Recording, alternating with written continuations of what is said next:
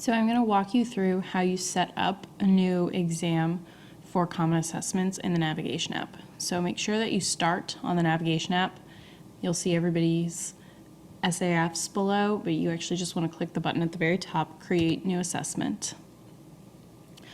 By the way, throughout this tiny little webinar, I imagine that the internet's going to be moving very slowly because everyone's working on navigation at the same time.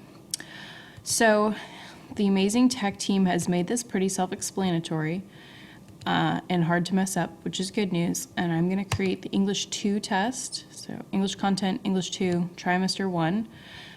They have made it error-free because that automatically names when you click in the naming box. So now I'm going to create that exam. Okay, now that I've got my exam created, I want to add the free response. We always name the free response exactly what the test is named with the free response at the end of it. So FR for free response. Then you want to select all the audiences that will be in that test to pull from ESP. You actually want to pull everything except something with an X, because the ones with X's are for mod kids and we don't score mod kids with the regular exams. So you use Control to hold down Control and you can select all the other exams except the ones with X's. We're going to want to add a question. So this first question on the English 2 exam is a single OER.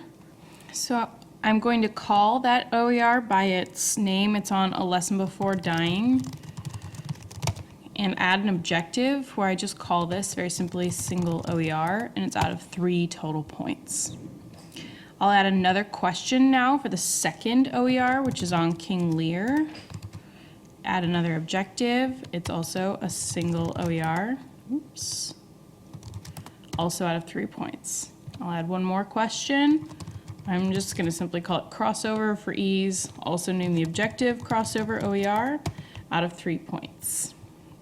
You're going to want to check all of those, make sure that they're accurate, and then save your answer key.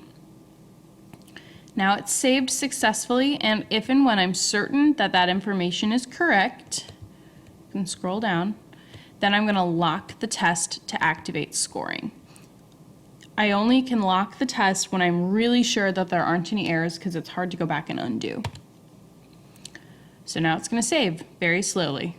So I'm going to okay, like 10 minutes later, this test is ready for its next step. I'm going to click here to go back to the test page, where I'm now going to connect the multiple choice. It's super important to connect the multiple choice test to the right multiple choice test to the free response. And note that when you pull down the drop-down bar, it starts with the earliest things in time. So you have to scroll past all the past years worth of exams down to 14-15 and look for the English 2 test and make sure that you don't pick the mod test by accident. So there's the English 2 test, and once again I'm going to select all of the classes using the Control button except the classes with the X's in the title to avoid selecting the mod kids. Now I'll connect those pieces, which thankfully was faster. You can check that the audiences look accurate. English 2 all over the place. Now I'm going to click this button, Generate Audiences, and that's going to literally connect behind the scenes the free response and the multiple choice portions of the exam. This may also take a minute, but the good news is when it's complete, you'll be able to see that this has happened. You'll be able to check the multiple choice questions, enter scores, etc. As that happens. So go ahead and, happy testing.